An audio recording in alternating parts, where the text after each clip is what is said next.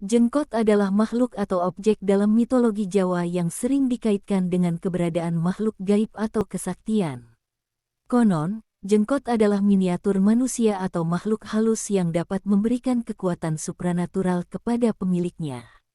Namun, keberadaan jengkot tidak didukung oleh bukti empiris dan lebih bersifat legenda atau mitos dalam budaya Jawa. Cerita-cerita tentang jengkot sering muncul dalam berbagai kisah mistis dan horor di Indonesia.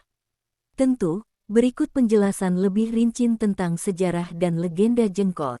Asal-usul dan sejarah. Asal-usul jengkot tidaklah jelas dan sering dikaitkan dengan kepercayaan animisme dan budaya mistis di Indonesia, terutama di Jawa. Sebagian orang meyakini bahwa jengkot adalah hasil dari praktik ilmu hitam atau sihir yang melibatkan ritual tertentu.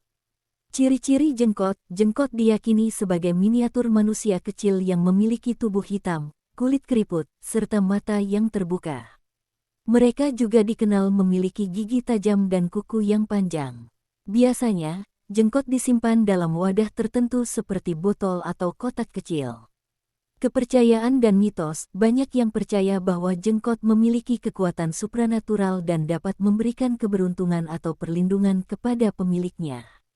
Konon, jengkot juga dapat dijadikan sebagai sarana untuk membalas dendam atau mencapai tujuan-tujuan tertentu.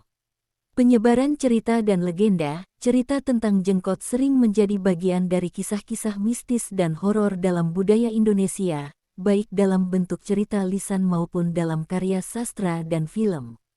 Cerita-cerita tersebut sering kali menambahkan elemen-elemen dramatis untuk menimbulkan ketegangan dan ketakutan pada para pendengar atau penontonnya.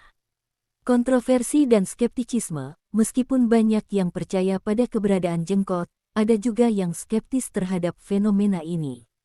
Mereka menganggap jengkot sebagai hasil pemalsuan atau manipulasi untuk tujuan tertentu, seperti pencitraan atau penipuan. Pengaruh media dan pop culture. Jengkot juga sering muncul dalam media populer seperti film horor, serial televisi, dan buku-buku cerita mistis. Kehadirannya dalam media ini dapat memperkuat kepercayaan atau ketertarikan masyarakat terhadap fenomena jengkot, namun juga dapat dianggap sebagai bentuk hiburan semata.